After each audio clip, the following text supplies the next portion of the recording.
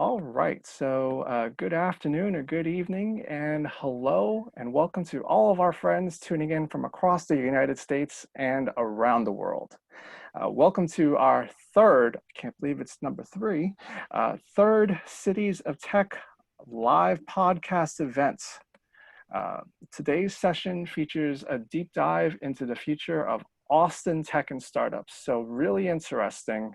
Uh, I know I don't know much about Austin and what's going on in the community, but I sure know that Jill and Mark will fill us in.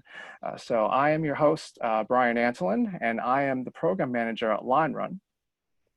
We're excited to have two incredible community leaders from the Austin tech community joining us this evening to share their insight and perspective on the future of Austin startups, Austin tech and startups. They include Jill Klinvex, Senior Venture Associate at the Capital Factory, and Mark Phillip, founder of Are You Watching This? Experienced founder in the Austin tech scene. So before we get started with our conversation, just a little bit about who we are, LineRun, and about our organization. LineRun is an experiential career and industry education platform for tomorrow's workforce. We empower our community of leaders to connect, innovate, and grow through media, events, and programs such as this evening's session. We invite you to check out our website, www.linerun.co, to learn more about our podcasts, classes, and career accelerator programs. So LineRun, check it out. With that, we'll start our one-on-one spotlights with Jill. Jill, the pandemic obviously has reset everything, reshaped and redefined businesses, industries, markets, investments, what have you. How has COVID-19 affected the way that VCs engage with early stage startups and potential investment opportunities? Absolutely. Hi, everyone. It's great to be here with you all this evening. To answer your question, Brian, I think the immediate response that we saw in late spring into early summer was obviously a delay in venture funding, while investors really tried to determine what the immediate impact of the pandemic would be. None of us knew what was in store for us. But I think for many angel investors and family offices who were previously looking to deploy their capital into this obviously very risky asset class, which is early stage startups, in some sense they went on ice as they experienced a drop in their personal portfolios that are oftentimes wrapped up in the stock market. I'm sure some of us experienced a dip in our stocks as well. But I also had a lot of conversations with angel investors who want to invest their personal capital more now than ever. Some of it's due to goodwill. Some of them are obviously seeking better valuations. But in terms of just traditional venture capital, traditional VC operates in these 10-year life cycles. So that means that they have to deploy their LP's capital within roughly the first 3 years. And that's, one, to optimize their IRR, and then two, to optimize their key fund performance metrics. We can't really just sit on the sidelines for a year and wait for the market to improve, unfortunately. Our president, Gordon Doherty, he's the president and founder of Capital Factory. He's been really actively blogging his thoughts on just the current venture landscape, investor sentiment in this post-COVID-19 world. I highly recommend reading his blog, Shockwave Innovations, if you haven't. But in his most recent post, Gordon referenced a VentureBeat survey on how investors are adapting their deal process to do these fully remote deals. And I thought it was really interesting how investors have changed their process in order to actually do these remote deals. And some of the things that they said were, one, they're doing more reference calls than usual. Two, they have a preference for founders and teams that they've previously met in person. Three, more time on due diligence than usual. Four, preference for markets that they actually know. Five, friendly VCs already on the cap table. And six, a higher bar on traction and KPIs. So that's just, a few things that we're seeing in the current venture landscape, post-COVID-19, and what, VCs are really looking for, and how they're, altering their deal process at a time like this. Definitely. And I think the thing that really struck me from what you said was, a lot of investors are going back into their Rolodexes and their existing relationships and really doubling down on the people that they've met before, may not have invested in, but they have an understanding of where they're coming from, and sort of to get around the fact that you can't meet in person, but you can continue relationships. So I think that's really, really important. For sure. And I think it's more important now than ever for investors to actually engage with the startups. Investors, it's an investor friendly world. They're getting better valuations and things of that sort. But it's also a great time to, engage with the startups and be more active with them more now than ever. Definitely. And I think it's just a matter of startups really working those relationships, working those connections, and even just asking for referrals to folks to do warm leads. It definitely makes a lot of definitely makes a difference, and provides a lot of help, especially in an environment where Zoom calls, Google Hangouts are so prevalent that people are trying to be mindful of the screen time that they have. Mhm. And anytime you can really have a warm lead going into a conversation on investment or potential investment, it definitely helps. So thank you so much. Of course. And speaking of this ripple effect from going the top all the way down in the startup world, it's definitely a challenging and yet interesting time to be an entrepreneur. And Mark, I definitely think you can speak to this and what you're seeing. And from your perspective as both a mentor and a founder, how have startups looking to grow their businesses in Austin adapted to these challenges presented by COVID, and how has their outlook on Austin as a place to do business changed, if at all? It's a great question. Thanks for having me. Thanks everyone who's spending time with us this evening, afternoon, morning, wherever you are. It's been a pretty wide spectrum. So rewind 3 to 4 months ago when things started to slow down. I'm a mentor for an accelerator here in town called the Div Inc. It's an accelerator that's focused on women entrepreneurs and entrepreneurs of color. And I think I got to meet maybe 3 or 4 of the people in this most recent cohort. But as things were starting up with Div Inc., everything in the city was shutting down. So this shift to virtual, to not having that sort of serendipity where I'd run into people and we'd chat about things, or they'd pull me aside and we'd chat about things, immediately had an effect on everyone. The good news, though, I think, is that there are a lot of people that stayed the course. Not that that is always the way to go. Sometimes not staying the course is the right decision. Sometimes pausing, sometimes shutting down is the right decision. But I know a lot of people that have been really smart and really resilient. I have a friend of mine who just started a company 3 weeks ago. She's doing French-inspired pastries delivered to your door right here in Austin. She's this amazing. Oh, I should plug her. Vivian's Boulangerie. If you want some amazing pastries, you should go check it out. But I think that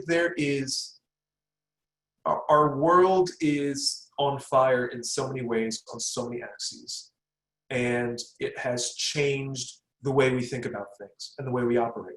If you'd have told me 3 months ago that I'm going to start every day by going into my garden and looking for weeds and plucking fresh green onions that I'm going to use in my breakfast, I would have been very confused by that prediction. But everything has changed, and that has created new pain points. It has created new desires to optimize things in our life. And because of that, that means new opportunity.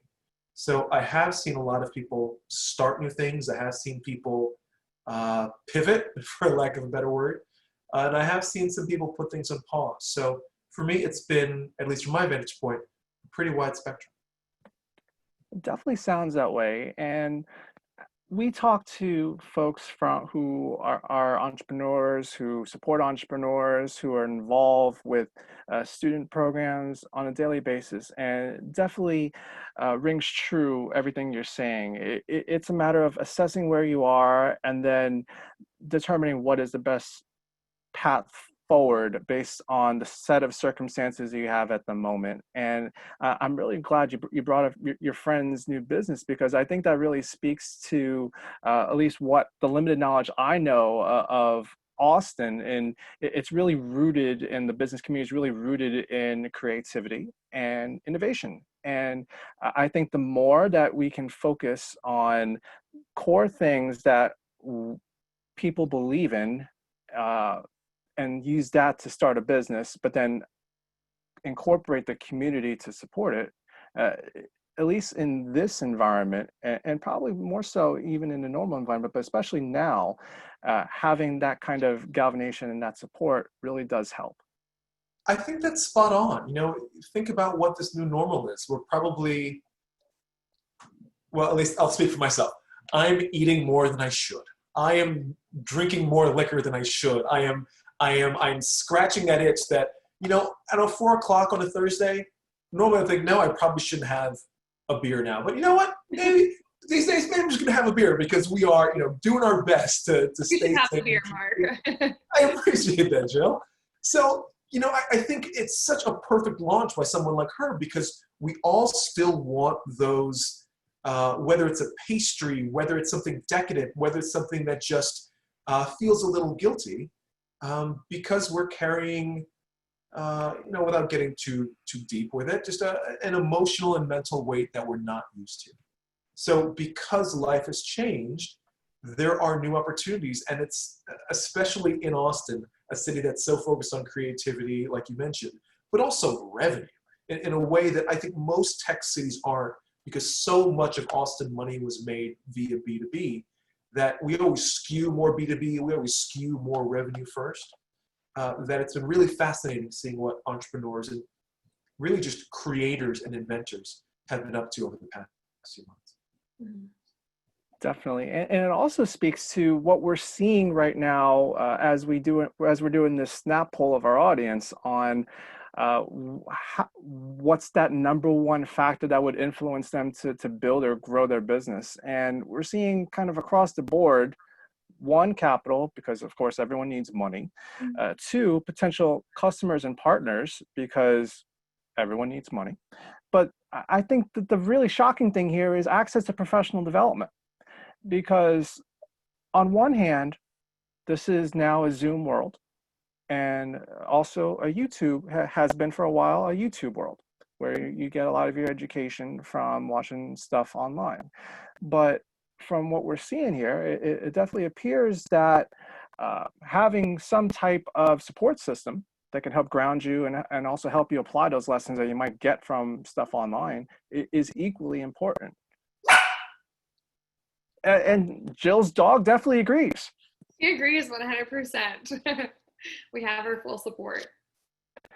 Yeah, so I definitely think that having that full perspective and that community involvement it is so crucial, especially for the early stage companies who are really going into this eyes wide open but have no idea what to expect. And I think that this also really plays well into our next question. And Jill, love to loop you in here first. Lots of opinions shared in the media and all over the place about where Austin is going as a center for culture and business. And how would you, doubling down on what you said earlier, how would you describe the current state of Austin's tech industry, and how does it really bounce back and become even better moving forward? Yeah, absolutely. I think there's been, a lot of conflicting views in the news, and people really want to know, what potential does Austin still have in this post-COVID-19 world? A lot of us don't know, but if we just look at, history, Austin has been one of the fastest growing metro areas in the country for 9 straight years. We've added over 500,000 people to this city, and we're seeing entrepreneurs, tech employees, and just ambitious individuals in general flock to Austin. Personally, I moved to Austin less than a year and a half ago from New York after working in BC there. And in my opinion, there's so much potential for individuals to be a big fish in a small, but obviously growing pond here. And from my meetings with founders, I would say I'm not seeing a huge slowdown in folks moving to Austin. I think in the first few weeks post-COVID, people were on ice and not wanting to make any rash decisions, but it's now apparent that this is our new normal for the foreseeable future. So I think that's really affecting the way that entrepreneurs plan their companies' futures. Why would you stay in a city like New York and pay your employees New York salaries, pay New York rent, but not really be able to exploit the benefits of the city? I think your capital can go much further in a city like Austin. But Austin needs to continue to find ways to attract individuals to the city and support them once they're here in this post-COVID world. We don't have big events like South by Southwest occurring that obviously naturally bring people from all over the world to our city. So it's something that we're going to really need to be thoughtful about moving forward. Definitely. And it's just this dilemma of how do you bring people together in a world that is so far apart? And Mark, we'd love to also loop you in here. We talking about pivoting a lot. You mentioned it just a few minutes ago. What else are you seeing? How does this community move forward together? That's a really good question. I moved to Austin for a lot of reasons. We chatted about this a little bit earlier. I moved down here in my early 20s. I showed up on 6th Street and fell in love with it. It was like Disney World for a 21-year-old. And I never thought I'd be here for 20 years. I didn't see myself being here 20 years later, but I really fell in love with it. And it's for a lot of reasons. One is specifically in the tech community, there aren't a lot of companies competing with each other within Austin. And because of that, there's a freeness, a willingness to help that I don't find in other tech communities. Because it's rare that you meet someone like, oh yeah, I know someone doing similar, and then all of a sudden you are cagey about what you want to share. So there's a friendliness here that I think makes it really unique. Cost of living has definitely gone up, but it's still no New York. As a sports fan, I'm a believer that Central Time is the best time zone for sports. It's not too late, it's not too early, it's baby bear just right. And I can get to New York and San Francisco when I flew on planes, in 3 hours, 3.5. So there's lots of things that make Austin a really, really great place to be. Going forward, I think there's a lot of changes. It's hard not to look at the national and global scene and see how things are changing overall. And I think a lot of impact will be had in Austin. I think there are few cities in the country who, as a city, their political leaning diverges so much from the state in which they reside. Maybe a couple places in Northern California, maybe, but it's a reach. So I think as politics change, I think that definitely has an impact on Austin. But in some ways, that's what I love most about it. It is a place where you can have a gay gun rights club and it makes sense. We are a city built on contrast. This fiercely democratic raspberry, in a sea of red that leans much more conservative, and there's that friction, and it's that friction that creates creativity. The question of where we go next, I wish I was smart enough to know. There's a lot of questions about where we go next. I'm not really sure, because as Jill said, we are growing really, really fast. I think we pass, or at least projected to pass, San Jose next year to become the 10th largest city in the country, which is just a wild thing to say. We have our MLS team launching next year. Up until then, we are the largest city in the country without a sports team. So in some ways, we've grown, I don't want to say lopsided, but tech has been a real engine for the city in growth in a way that has sort of outstripped other things. So it will always be a cool, I shouldn't say always. It is very much a cool place to be. It's an it place to be. There's a lot of great things about it. But there are a lot of questions we have to ask. But for me, there is no city in the country I'd rather be running a summit. I love how you brought up that Austin is a city of contrast. And it's really, really telling. And again, I'm going to reference the Snap poll because you have the polar opposites of what people are saying. From what you know about the community, how do you best describe Austin tech and startups? And from what you both described, really wonderful community that's inclusive, that really listens to each other. And that's what most people say. But I also want to bring up this really interesting point. Some people are saying that Austin is a growing but siloed ecosystem where basically everyone keeps to themselves. So Jill, how do you respond to that? Why do some people feel that if this is a really wonderful inclusive community, why are people feeling that they're being left out? Yeah, I mean, I can't speak for everyone who responded to that, but I know there's all different types of perspectives.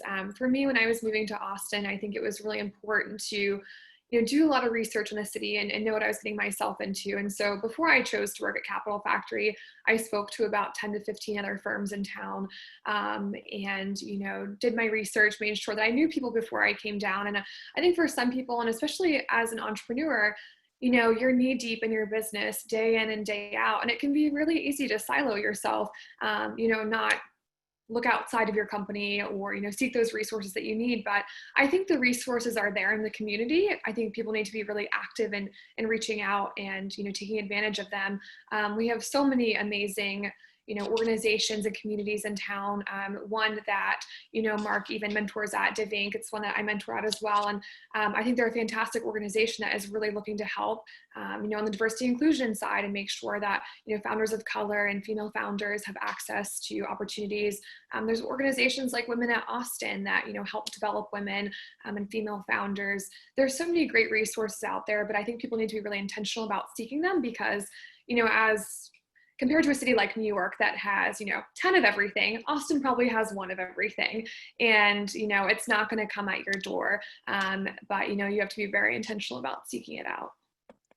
Definitely. And, three of us, we were talking about this before we even hopped on and started recording. All three of us are somehow New Yorkers, and we're very familiar with the fact that you could just bump into someone and they're probably working in tech scene somehow, even though there's 8.7 million people who live in the city.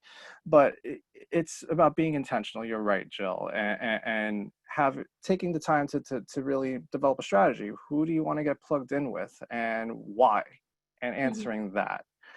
And it also really brings up a great point about the environment that we're living in right now and where we see ourselves as a country moving forward, and even as a society where, a lot of things come together in order to make great cities and great hubs of commerce and great hubs of innovation.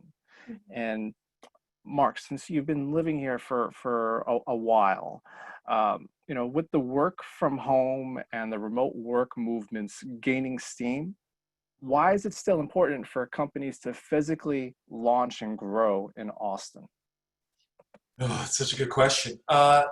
So quick history of my company. I've been running Are You Watching This for about 15 years now, or 14 years now. Worked from home for about 8 of those years, and then moved into WeWork a little over 5 years ago. When everything started shutting down, I left WeWork and moved back home, and started working from home again. And it's been really interesting because, I found myself having these, 2 a.m. dance parties for the first week or two. And I had to pause for a moment, and I was wondering, wait, okay, what is this feeling I'm feeling? There's almost a relief. And I think part of it was it was just a nice return to working from home. There was a nice relaxation of, I'm not going to put on a tie today. Like, this is as colored, this is as fancy as I look these days. There's not that coffee with that person who was introduced by that other person that I don't really want to go to. There's this reset. There's a clean slate that's happening here that I find really interesting. So at this point, you really can be anywhere. So why Austin? For me, there's still a vibe to the city. There's a friendliness to the city. I remember for the New Yorkers, for the older New Yorkers, I remember I moved down to Austin in summer 2000, and I went back to New York right around Christmas. And I was buying a present for a relative, and I walked into a Nobody Beats the Wiz, if anybody remembers those. And I was in there for maybe 3 minutes, and no one had come up and said hello to me. And I was so confused. And I realized I'd gotten so spoiled with the friendliness of Austin. I was kind of broken. Being able to smile and wave at people in the street, strangers on the street, the weather, although admittedly it does get pretty hot during the summer. The public transportation, the infrastructure. I think it's a great place to be. You get into the details, you start talking about, no state income tax, things like that. But more than anything, as we said before, there's a friendliness to the city in the way that I think really grows from the lack of competition. And I think there are people that say, we really want to be the next Silicon Valley. And I say, no, please, let's not be the next Silicon Valley. There is a sweet spot of being this, not the largest, but being a strong player that ticks all the boxes. We don't have a lot of depth. We don't have a big bench, but we tick all the boxes. That means at times that there are constraints that we don't want. There are times when people have trouble finding funding, absolutely. But I personally, as someone that's a one-man shop who is self-founded, self-funded rather, I'd rather us err on the side of being constrained than having too much. Because I think when you have too many funding options and you have too many competitors, I think at times it breeds new problems. But I think if there are constraints, it forces a return to profitability.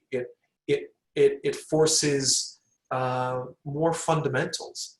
And so for me, all of us really can live anywhere. I mean, I think it was Bermuda who's saying, come live here for a year and you have this new visitor pass. You really can live anywhere.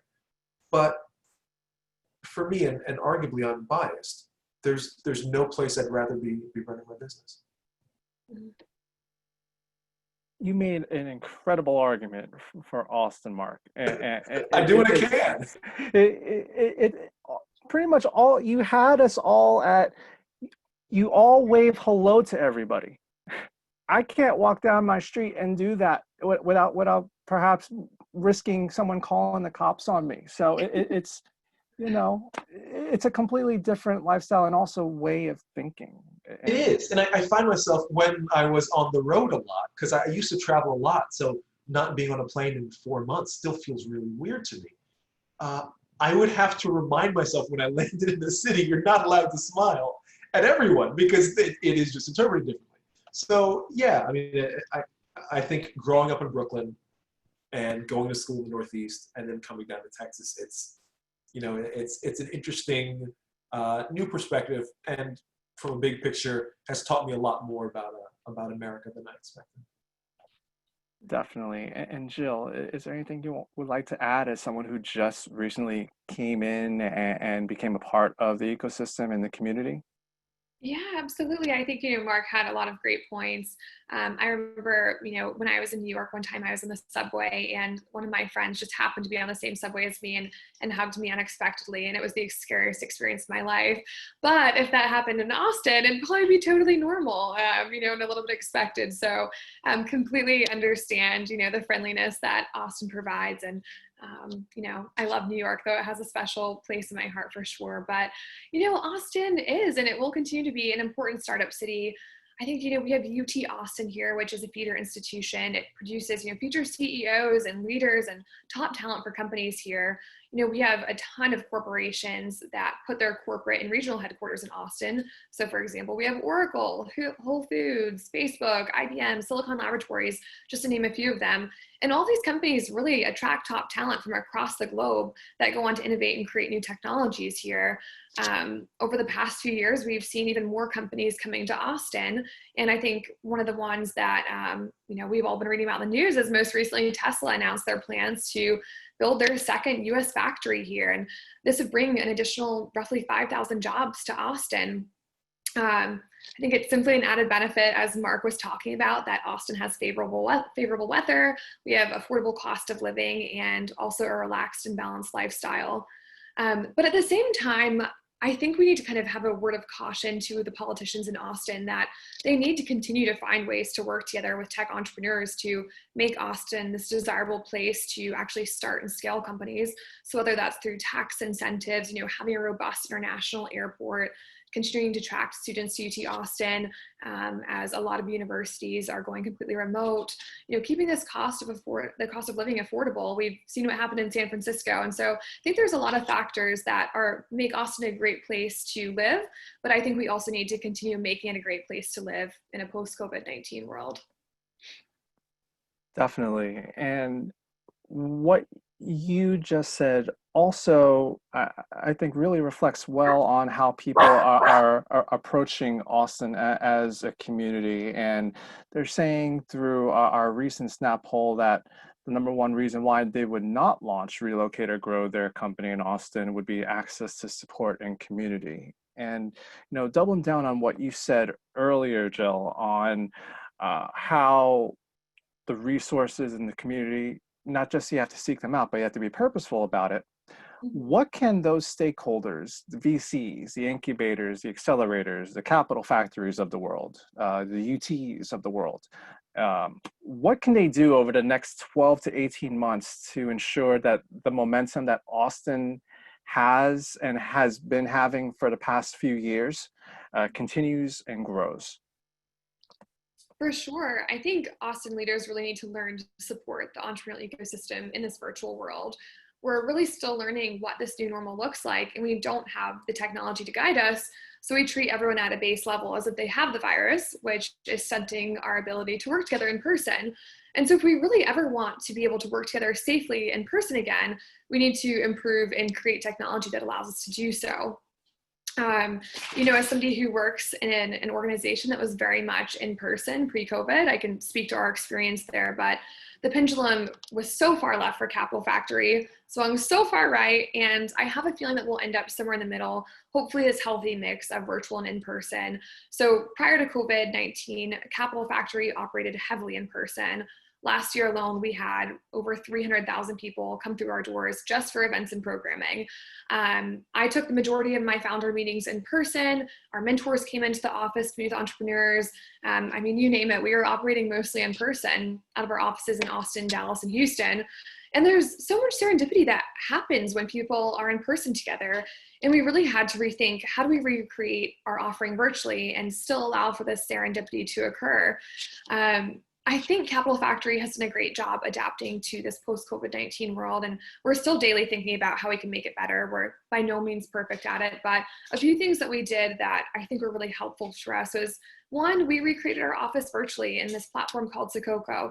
So each morning, our employees and members join together in Sococo, and you can see where everyone is at. You can knock on people's virtual doors, go in and work together. Sorry, I'm gonna throw my dog a treat to keep her entertained. We've been using platforms like StreamYard and Hopin to host virtual events and programming. So these platforms, have really great interfaces and allow attendees to chat and network together. You can visit virtual booths, you can jump to different stages and visit different panels. We've amped up our Slack game, really creating this density and community on the platform. We've added more mentors to guide entrepreneurs through these hurdles that they're facing with the pandemic. We're hosting investor office hours online, virtual conferences, you name it. But we're really trying to create this online community in order to bring more people together. And, as Mark was saying earlier, create that serendipity that happens when people are together in person. Definitely. And, we're on definitely the same wavelength, and I can definitely relate to you, as a lot of our work previously was direct in-face meetings and programs with universities and colleges and students who are starting ventures. And how do you really bring that online? And that's kind of how this whole thing happened. Yeah, So programming like this is how we have to adapt one step at a time. definitely. Mark, with your experience and working, living in Austin for as long as you have, anything you'd like to add about things that you think that the resources and support structures in Austin need to do in order to keep the momentum going? I want everybody to wear a mask. That's I mean, if I want to get really simple about it. It's a complicated problem. There's, I think, in any city, whether it's Austin, whether it's San Francisco, whether it's places overseas, if you have a large spike in per capita salary, there are going to be growing pains. If you have a lot of people moving in, I think we were averaging 700 or 800 people a week, you're going to have growing pains. And so there are a lot of things that were happening, late into 2019, early into 2020, before our focus was completely on COVID-19, that have been on the back burner. So how are we dealing with income inequality in Austin? How are we dealing with being one of the most socioeconomically segregated cities in the country? How do we solve these problems that some have been going on for 100+ years? Some are really have been impacted by the growth led by tech over the last 20 or 30. So there's a lot of small things, there's a lot of big things, but they're all very complicated things that likely will be handled by folks that are above my pay grade. Definitely. It's always a complicated question. How do you move forward? And especially when you have so many different stakeholders who are involved, but at different levels, how do you get them all on that one same level? It becomes the true challenge, and where a lot of people end up failing because they just don't understand how to get to that one place. It is really tough. I mean, I just to add one more thing, my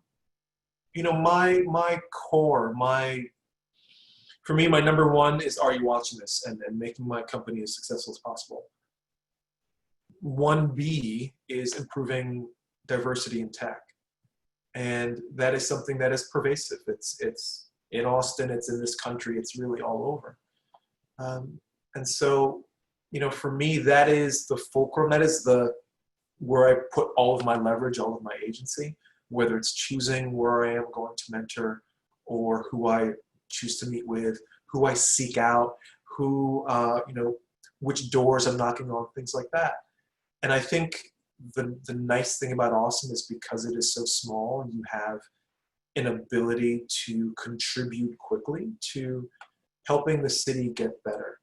And I think, especially being in tech, I won't say that we're looked up to, but I think the tech community has a certain overall agency, a total overall recognition that we have been a big part of the economic engine. Not all of it, but a big contributor to it. And so I think being in that community gives you a real opportunity to affect change. Definitely. And that speaks so true to where we are now and the conversations we're having nationwide, for sure.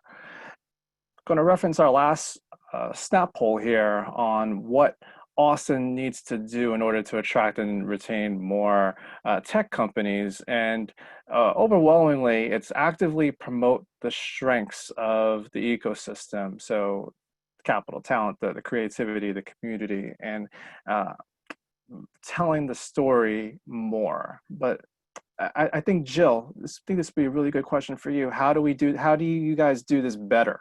How can you tell this story better to get more people to come in through the door and not just come in for South by Southwest and then leave 10 days later? Yeah, for sure. I mean, not an easy question to answer, but I think, there's a lot of ways that Capital Factory, for example, is trying to do so.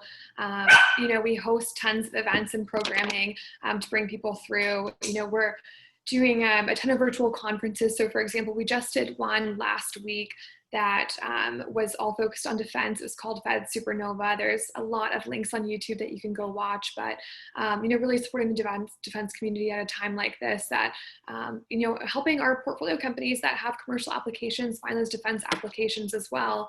But really, if I had to say, 3 reasons that companies should relocate to Austin, and why they should come here. I think there's so many reasons, but 3 reasons that kind of come to the forefront is, one, Austin is a tech hub. It's really hard for cities to create this same density of educated and ambitious people, these top corporations, universities, big banks, and VC firms as well. And it doesn't happen overnight. This has been happening over decades. And for example, we have companies like Google, Facebook, Indeed, and VRBO that really attract this top talent to the city. We have universities like UT Austin in the heart of downtown that is one of the top 25 business schools. And these institutions really provide top talent that are ripe for starting companies, and will affect the city.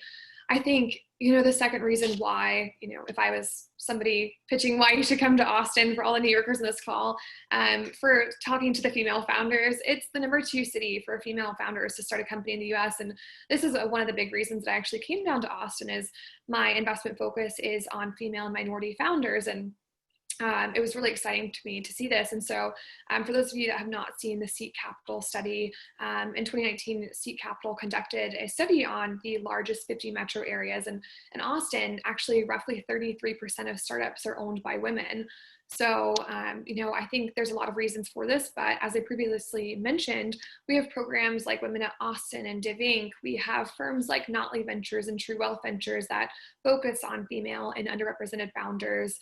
We have companies like Bumble, Kendra Scott, Outdoor Voices, Everlywell, that are all female founded companies that actually chose to put their headquarters in Austin. And I think Austin so far has done a really great job of providing an ecosystem that is supportive of female founders and creating a positive business climate that obviously has low tax rates and cost of living, and these make Austin a really desirable place for female founders.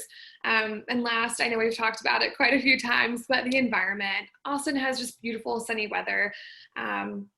Almost year round. Some may argue it's a little too hot. I'm definitely one of those people. But we have, Lady Bird Lake running right through the middle of downtown that provides a ton of fun recreational activities like paddleboarding, boating, kayaking. And, as someone who recently moved from New York, I know Mark and Brian, you can attest this as well, but Southern hospitality is a very real thing. The people are extremely warm and welcoming. I think the city just really provides natural ways for people to come together as well. Sure. I could definitely also double down on the Southern hospitality part. I remember one time I almost missed my flight in Dallas, and it's kind of like they parted the Red Sea for me in order to get there. Yeah. Forget about doing that in JFK. They That's put like you on their shoulders, bring you there. rebooking desk is right there. Yeah. One of the extra unique things I think about Austin is that it's so rare that you meet someone who actually grew up in Austin. When I'm in New York, you meet lots of people that have come from other places, but you also meet native New Yorkers. In Austin, we joke that they're unicorns because they're so rare. And so when you have a city that's full of people that aren't from there, you kind of just have to be nice. You have to be open. You have to go sit down next to that person, just say hello and maybe strike up a conversation, because everyone is a transplant. So, for some people, there's an argument that it causes too much Peter Pan syndrome because everyone isn't from here. But I think that does add to, not only that Southern hospitality, but there's a uniqueness of a city of excited to be here transplants that sort of adds to that friendliness. Definitely, and it really rings definitely true from just hearing both of your perspectives, and especially as an outsider as I am, who hasn't been to Austin, but has been to every other city in Texas for some reason. It makes me really feel that I have to go there once all this whole 2020 stuff is done. So I think it's a good pivot point. So, Mark, pivot. I think it's a really great pivot point to our questions that come in from the audience. And I think a really good one is from Mark. We'll start with him. Um, how do you observe Austin maturing as a startup city? So, Mark, I think we'll have you answer this one first. It's a good question. And I think, you know, April has, oh, it's from Mark Nathan. Hi, Mark. And that's a good thing about Austin. You see people you know. April Dominguez put something in the Q&A talking about access to capital. And I think that's spot on. I am self-funded. I'm fiercely self-funded and proudly self-funded, but not everyone wants to go that route. I think that happens more in Austin than other cities because we are focused much more on B2B, much more focused on revenue first. But for a lot of the folks that feel that seed or institutional funding is the way to go, that's the biggest problem we have right now, and it's more money, more people willing to invest. And so for me, that's as we mature, I think there's sort of two things that might happen in tech. One is as coding becomes easier, as you have more sort of no code options, I think there will be a rise in people that will build it themselves on a shoestring. But I also think as Austin continues to grow, inevitably we will have more money flowing in.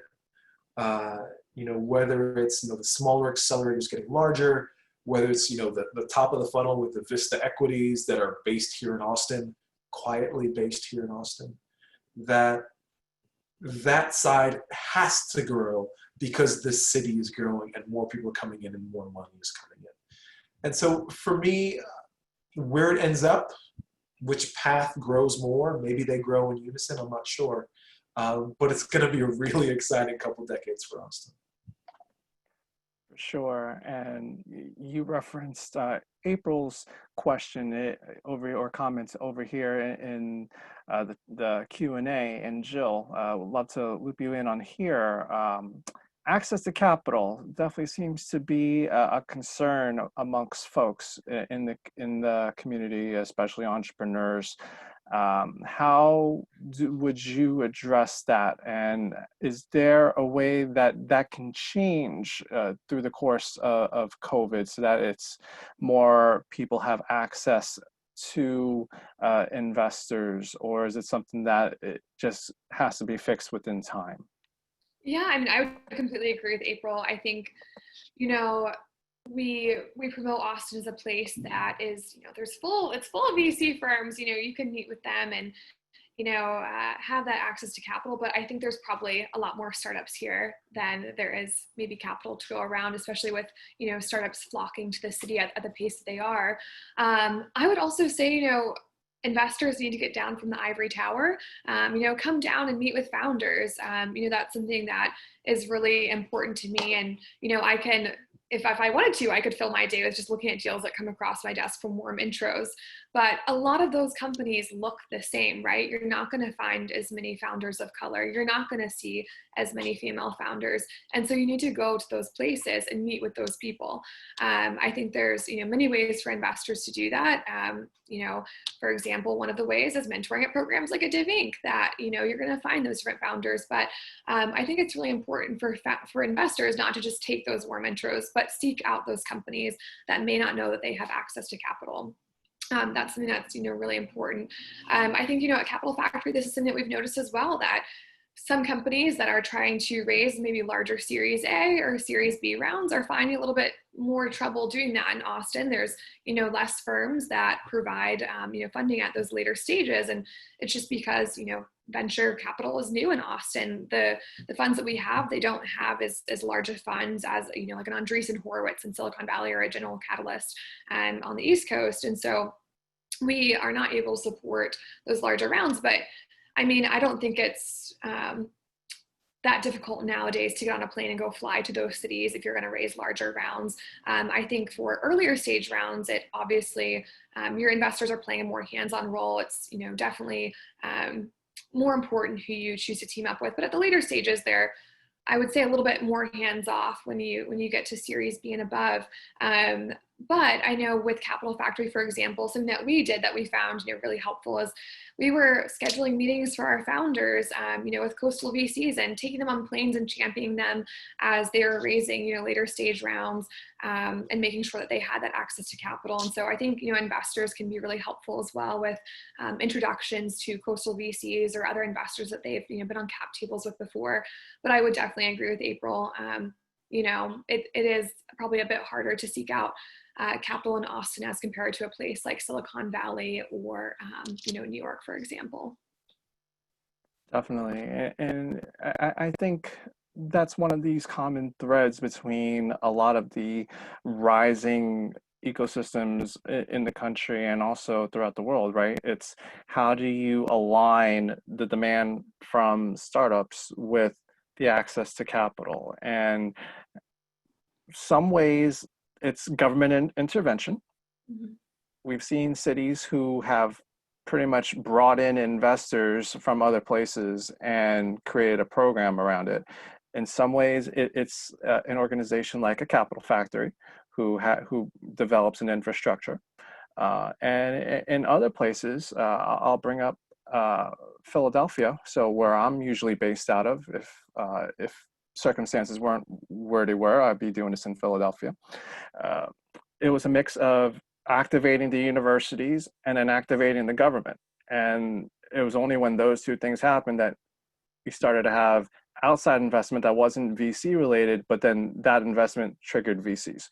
So there's a formula for everybody. I think it's just a matter of identifying how do you bring the stakeholders together. And going from there over to the talent situation, we have Javier, who is a little bit concerned about the quality of talent in Austin and the fact that you have a lot of companies and you have a lot of people who have skills, but how do you apply those? So Mark, love to get your thoughts on this one.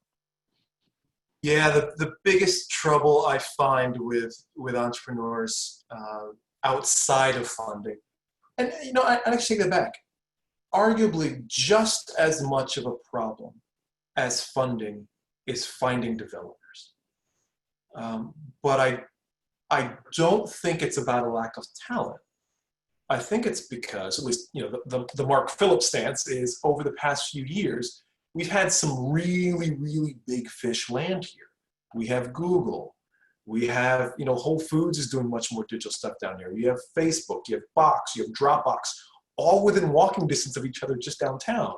And Google was going to build a brand new skyscraper before everything slowed down. So there's a problem because those brands are such big magnets that even though we skew high on tech aptitude, if you're just getting started, how are you going to pull someone away from a six-figure job at Google right downtown with all the perks that come along with that?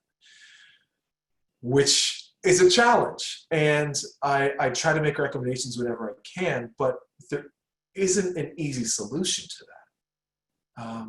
I think my hope is that we have more tech people moving in that maybe don't want to have we'll call it cushy, that sounds dismissive, but want a more startup, less corporate lifestyle.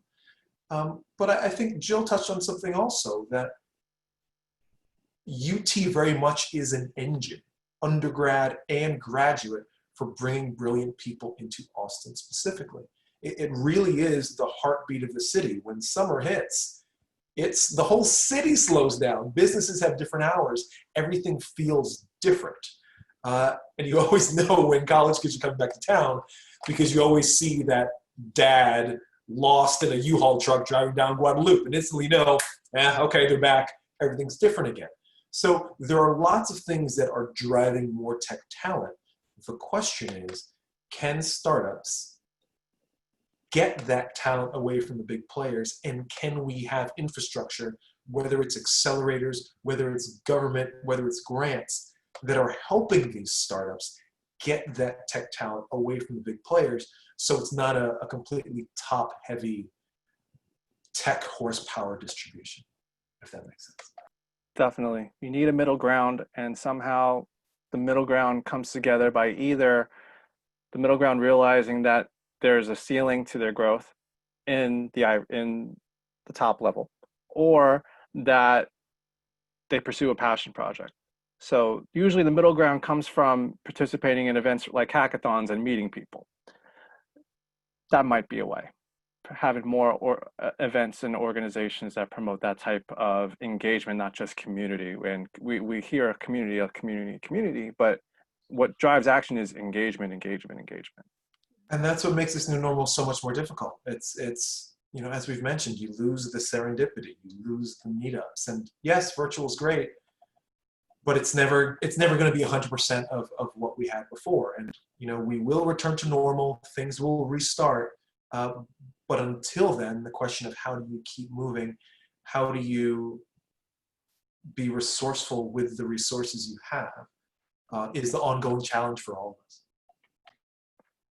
Definitely. And you know, we'll finish up with Ashirar's question about Austin versus Dallas. So this is really interesting. Intrastate.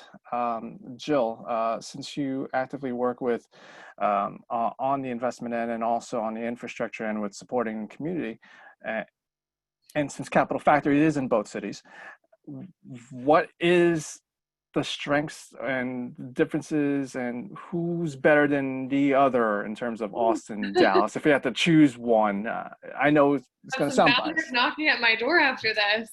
I mean, you know, personally, I have not done much work in Dallas. I'm going to be fully honest there. So I'm going to have a very narrow or skewed view of this.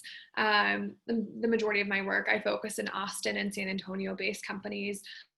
We have some amazing associates in Dallas, though, that I'm sure would love to touch on this. But just in my very brief experience, I've noticed that, you know, Austin is it's a very dense city. It's maybe 5 miles, you know, diameter around the city. It's not a very big place. I mean, downtown, it's everything's really condensed. Whereas Dallas is very spread out. And so I think, you know, for example, if I walk down my street right now, I'll probably run into somebody that, you know, one of our founders that works at the office, one of our co-working members, you know, I'll probably see somebody that I know. Whereas in Dallas, you know, you could walk for an hour and probably not see anyone. And so I think there's, you know, a difference just in the general geography of it. And I would also say the industries are a bit different too. So Austin, tech. Dallas, a little bit different. Tech is obviously, you know, growing there. It's growing everywhere. In some regard, it's 2020. Hopefully you have technology as some part of your business. But I've noticed in Dallas, there tends to be a lot of real estate investments. I've been seeing a lot of prop tech coming out of it. A lot of esports and gaming. You know, Austin, as previously mentioned, we do not have a professional sports team. Dallas has quite a few of them. And so we're starting to see a lot of esports and gaming coming out of, you know, our Dallas office as well. You know, I think Houston is one that is not brought up quite as often. A lot of people, I think, naturally categorize it as, oh, that's oil and gas. But Houston is doing pretty well for itself. It's starting to, you know, light that fire. You know, we have a lot of aeronautical companies coming out of there with, you know, NASA based out of there. We have a ton of med tech and health tech companies with all the, you know, great universities around there that, you know, have a focus on the medical field. we obviously do have oil and gas, but I'd say, there's not quite as much technology being built around oil and gas. I mean, you're seeing some drone companies come in and, help monitor the oil rigs. But I definitely say, Houston is doing really well for itself as well. And San Antonio too. I mean, don't forget, these are 4 of the 11 largest cities in the US are actually located in Texas. And that's San Antonio, Austin, Houston, Dallas. And San Antonio, we see a lot of cybersecurity coming out of it. Obviously, a lot of military action going on, Air Force and whatnot. And so I think each of these cities, they obviously all have a lot of different industries, but I think they're all, doing very well. And it's, important to look at all of them.